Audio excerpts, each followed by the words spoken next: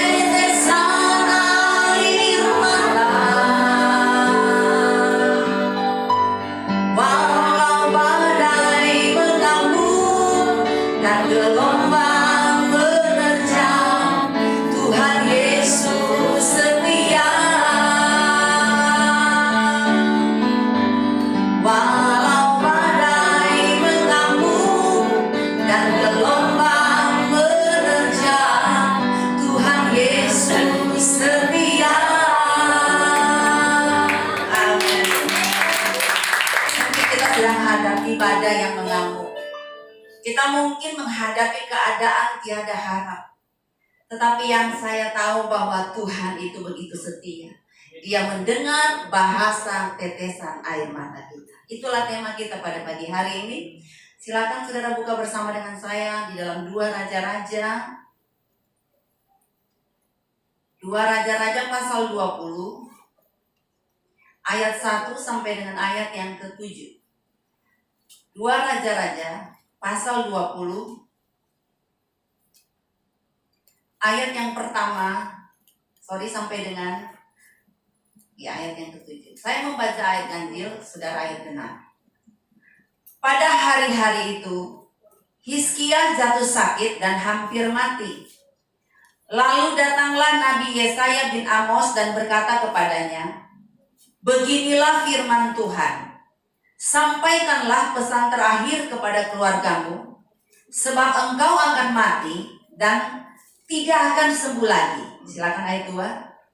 Lalu Hizkia memalingkan pandangan ke arah dinding dan dia berdoa kepada Tuhan. "Ah Tuhan, ingatlah kiranya bahwa aku telah hidup di hadapan-Mu dengan setia dan dengan tulus hati, dan bahwa aku telah melakukan apa yang baik di mata-Mu." Kemudian menangislah Hizkia dengan sangat. Tetapi saya bermaju keluar dari perkataan tengah.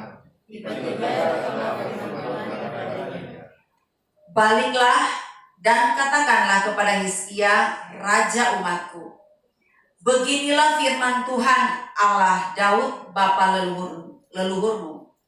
Telah kudengar doamu dan telah kulihat air matamu, sebab aku akan menyembuhkan engkau pada hari ketiga. Engkau akan pergi ke rumah Tuhan."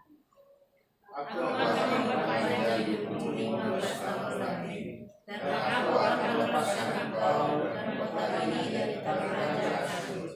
Aku akan membayar kota ini dan sama-sama.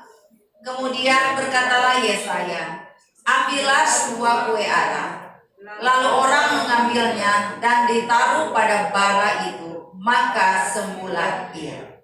Puji Tuhan, kita melihat peristiwa Hizkia adalah merupakan satu pembelajaran buat kita semua bahwa ternyata keputusan Tuhan itu bisa berubah karena melihat niat hati dan reaksi kita di dalam menghadapi setiap persoalan kehidupan. Amin. Coba kita perhatikan, dikatakan Hizkia ini jatuh sakit, hampir mati, tidak akan sembuh lagi. Bahkan Tuhan katakan, sampaikanlah pesan-pesan terakhir buat keluarga. Berarti keputusan Tuhan mengatakan Hizkia mati, ya. Dan Tuhan menyuruh Yesaya bin Amos untuk sampaikan pesan ini kepada Hizkia. Dan ternyata saudara, cara kita bereaksi menentukan suatu keberhasilan. Kalau mana engkau mendengar satu kabar yang buruk, karena bagi Hizkia dia ini lagi sakit dan Tuhan bilang tidak akan sembuh lagi dan akan mati. Kayaknya ini kabar buruk, bukan? Karena coba kalau saudara datang ke hamba Tuhan, misalnya Ibu Vera datang ke saya, terus saya bilang, "Bu Vera sebentar lagi akan mati, tidak sembuh." Atau saya bilang, "Bu Vera tidak akan lagi ada usaha yang berhasil karena Tuhan sudah tutup semuanya." Kira-kira respon Ibu Vera kayak apa? Ya, kira-kira respon Andre kayak apa? Ya, saya percaya bahwa mungkin kalau kita dalam kondisi iman kita yang drop, kita akan marah, kita akan dendam, mungkin kita akan jadi jahat hatinya. Kok bisa? Saya sudah melakukan yang terbaik, kok ini sih jawaban Tuhan? Tetapi saya melihat Hizkia ketika Yesaya bin Amos menyampaikan, "Hizkia, kamu akan mati, tidak akan sembuh lagi, dan sampaikanlah pesan-pesan terakhir." Tetapi kita melihat waktu Hizkia menerima kabar buruk itu, apa yang dia lakukan? Dia tidak marah, dia tidak komplain, dia tidak panik, dia tidak salahkan siapa-siapa, dia tidak histeris, langsung ngamuk-ngamuk, berontak. Tetapi saya melihat bagaimana dia bereaksi benar di hadapan Tuhan, ya. Makanya saudara, kalau mana engkau mendengar kabar buruk, jangan buru-buru bereaksi salah, ya. Kalau mana engkau mendengar kabar yang tidak menyenangkan hati, berpikirlah positif terlebih dahulu. Jangan saudara diliputi dengan pikiran negatif, akhirnya Anda khawatir, kacau balau, Anda bereaksi tidak tepat, akhirnya membuat dirimu itu tersiksa, tertekan, bahkan mungkin Anda pahit. Kalau orang udah pahit, pasti yang keluar juga pahit. Kalau mana Anda luka, maka yang keluar juga akan luka dan Anda akan melukai orang. Tetapi saya melihat bagaimana ketika kabar buruk datang dari seorang hamba Tuhan, ya. Karena Tuhan menyuruh kamu mati. Sampaikan pesan terakhir. Apa reaksi yang dilakukan oleh Hizkia? Saya melihat dia memalingkan muka ke dinding, dia menghadap Tuhan. Saudara, kita menghadapi kenyataan yang sekarang ini tidak mudah. Bagaimana kita bereaksi ketika semua rasanya tertutup? Mungkin kita akan katakan, Tuhan kenapa jadi begini? Kita mungkin berteriak minta tolong, Tuhan dari mana datang pertolongan? Semua sudah pada jatuh tempo, ya. Tetapi disinilah, ya, saya mau katakan, ketika kita dalam badai, dalam masalah, mari bangun hubungan yang intim dengan Tuhan. Saya pernah mengalami keadaan bagaimana sampai seperti Hizkia seperti ini, ya, dia sampai mengatakan dia menangis dengan sangat, berarti tak terkatakan loh saudara. Saya lihat bagaimana ketika orang dalam masalah, rasanya panah-panah datang kepadanya, busur panah semua masuk ke kehidupan kita. Jalan satu-satunya adalah apa? Kita tidak boleh ngamuk loh saudara.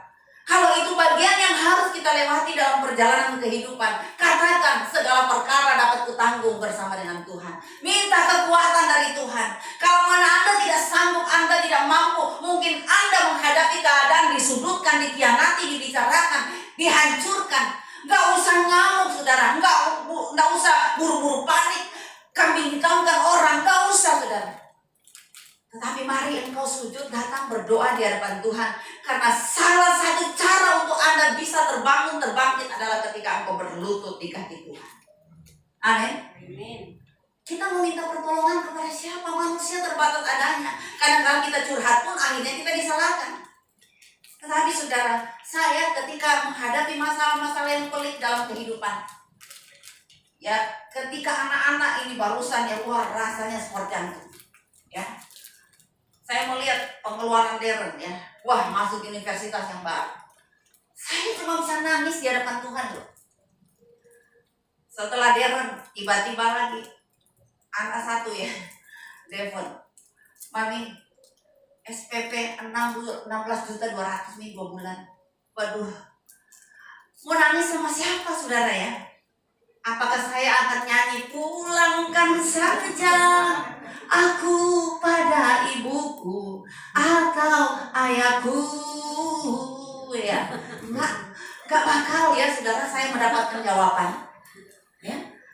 Tetapi saudara, ketika saya berseru panggil nama Tuhan, nangis dengan sangat, dari Tuhan datang pertolongan. Kenapa? Dia mengerti bahasa tetesan air mata, ya.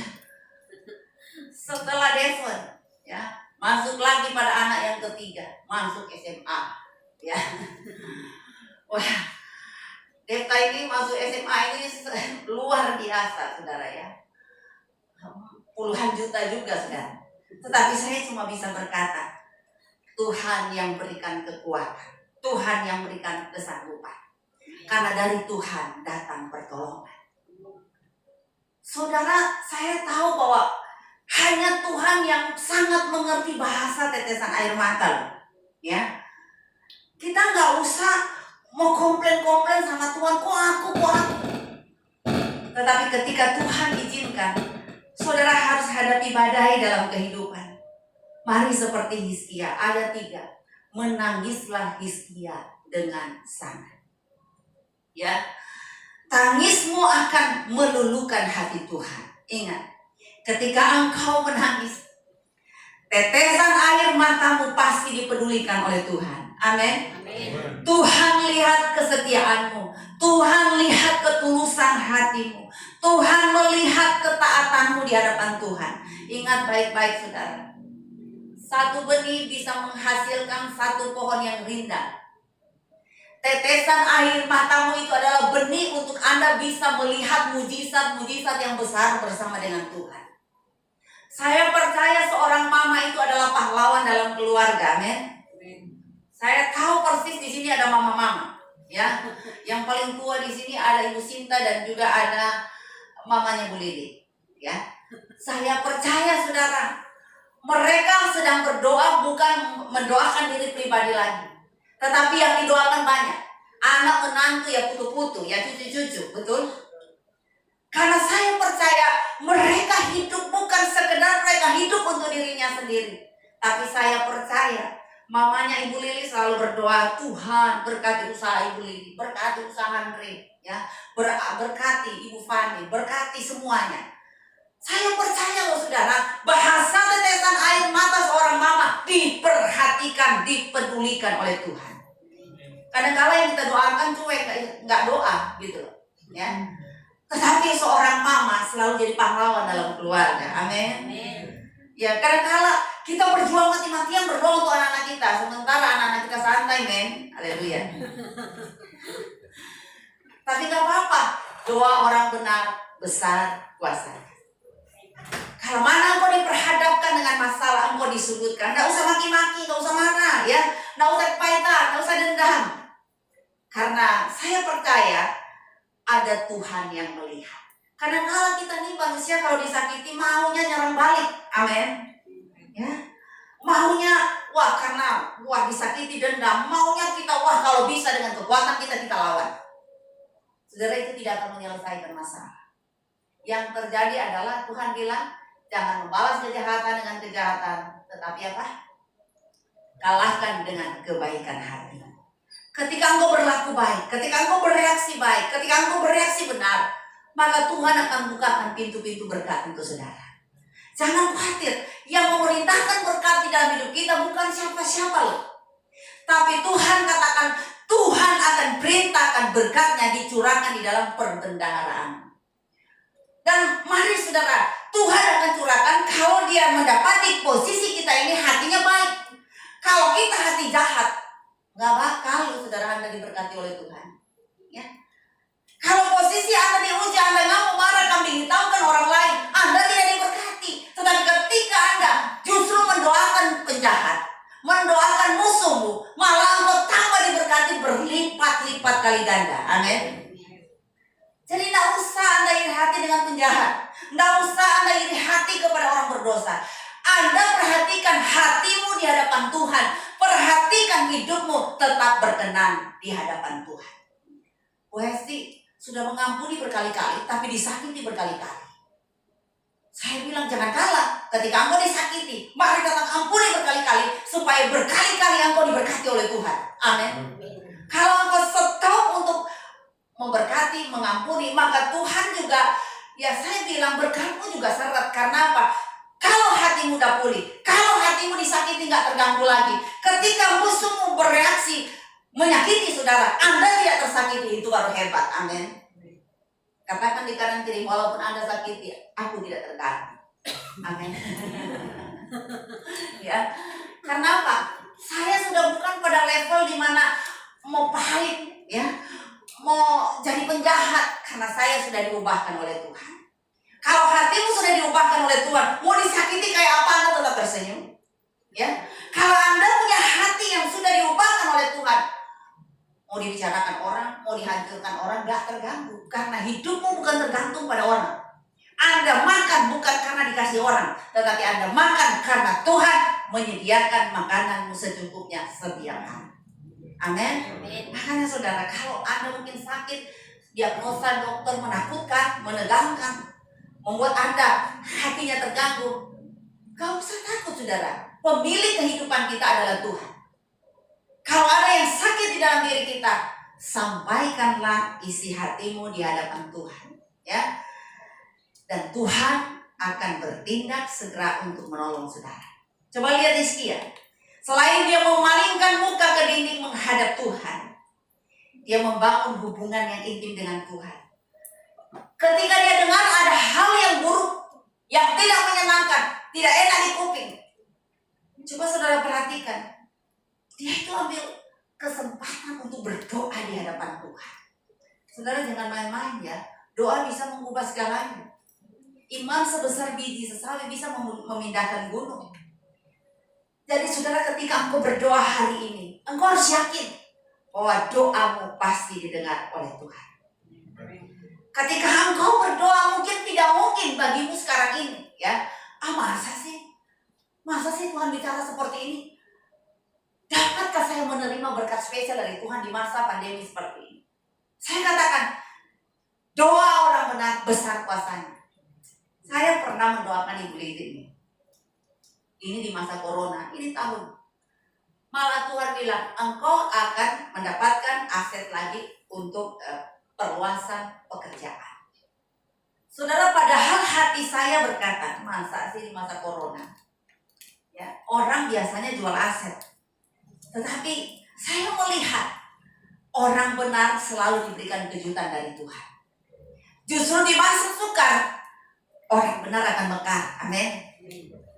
Dan kalau hari ini pun engkau berdoa belum terjadi mujizat, saudara syukuri, imani, berulang-ulang katakan, aku pasti akan melihat mujizat itu nyata. Kalau doamu belum dijawab, tetaplah berdoa. Doamu belum dijawab, tetap setia, tetap taat, tetap melayani Tuhan. Amin. Ya, saya bersyukur di masa pandemi Tuhan banyak kasih bonus buat saya. Dan bonus yang paling kelihatan di dalam diri saya adalah berat badan naik 4-5 kilo. Bukankah Tuhan itu dahsyat? Ya, apa yang tak pernah dipikirkan, apa yang tidak saya sukai, itu diberikan oleh Tuhan. Amin. Makanya hari ini di masa pandemi, kalau ada di antara kita yang makin melebar ke kanan ke kiri, syukuri bahwa Anda diberkati oleh Tuhan. Amin. Ya, dan jangan khawatir saudara, apapun pergumulanmu, kalau engkau suka datang di hadirat Tuhan, saya pastikan orang yang senang datang di hadirat Tuhan akan mendapatkan kejutan spesial dari Tuhan. Kira-kira yang kepingin dapat kejutan dari Tuhan, coba angkat tangan. Semua yang moro-moro dapat mobil, yang moro-moro dapat rumah, moro-moro yang di belakang dapat jodoh. Wah, luar biasa. Waduh, Pak Rudi juga bilang haleluya. Jangan bilang janda-janda, dia bilang amin, haleluya. Di zaman sekarang saya akan dapat Boas, haleluya. Ya, saya yakin semua jalan kehidupan kita sudah ditentukan oleh Tuhan. Dan siapa tabur baik akan lihat yang terbaik. Sama seperti saya bilang tadi, satu benih yang kita tanam menghasilkan satu pohon yang rindang. Itu pertanda bahwa Tuhan sangat menghargai proses penaburanmu. Dan masalah tuayan gak jauh-jauh Anda yang akan menikmatinya. Siapa yang setia, dia pasti akan menerima keajaiban dari Tuhan. Makanya saudara ya, kalau disakiti, dikecewakan, gak usah balas dendam, gak usah nyerang balik. Datang saja di hadapan hadirat Tuhan sambil Anda nyanyi. Ya, boleh Pak Maidi nyanyikan satu pujian. Ya. Kalau lagi bunda gulana, lagi sedih, lagi menghadapi tekanan darah tinggi, tekanan darah rendah, ya, lagi sparring, pujian itu bisa meneduhkan jiwa. Saat Anda menyanyi di hadapan Tuhan, saudara akan melihat badaimu akan diredahkan oleh Tuhan. Yesus, aku cinta padamu. Amin. Yang kena badai, nyanyikan pujian ini. Yesus, aku cinta padamu. Hidupku ada dalam tanganmu. Ku selalu berdoa, ku selalu meminta Engkau menjawab doaku. Yesus, ku agungkan namamu. Ku puji, ku sembah Kau selalu dalam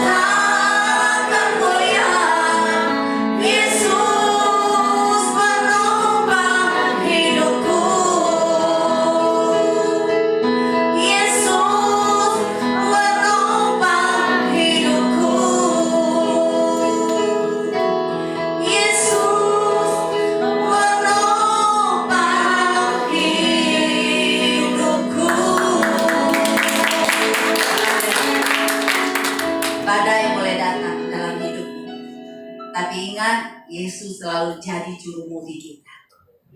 Kapal kita, perahu kita tidak akan tenggelam karena Yesus ada di dalam bahtera rumah tangga kita. Siapa rumah tangga yang tidak pernah kena badai? Pasti ada badainya, saudara. Ada angin ribut, ada gelombang yang besar. Tapi iman kita harus diperkuat saat ada badai. Pujian penyembahan kita harus selalu naik di dalam hadirat Tuhan. Karena saya percaya lewat tema kita hari ini, Tuhan sangat tahu setiap bahasa tetesan air mata. Jangan lemah, tetap cinta Tuhan, tetap rendah hati, maju terus, and never give up. Jangan pernah menyerah. Mari bangkit berdiri, saudara. Kita nyanyikan ini pujian lagi. Kita percaya bahwa Tuhanlah kekuatan kita. Kita percaya ada mujizat di balik doa. Mari bangun keintiman dengan Tuhan. Mari terus berseru panggil nama Tuhan. Hanya Tuhan yang tahu hatimu. Hanya Tuhan yang tahu masalah yang kau hadapi. Percaya, di tengah badai ada mujizat yang luar biasa. Amin. Amin. Haleluya. Yesus, aku cinta padamu. Yesus, aku cinta padamu. Amin. Hidupku ada dalam tanganmu. Ku selalu berdoa, ku selalu meminta, Engkau menjawab doaku. Yesus, ku agungkan namamu, puji, ku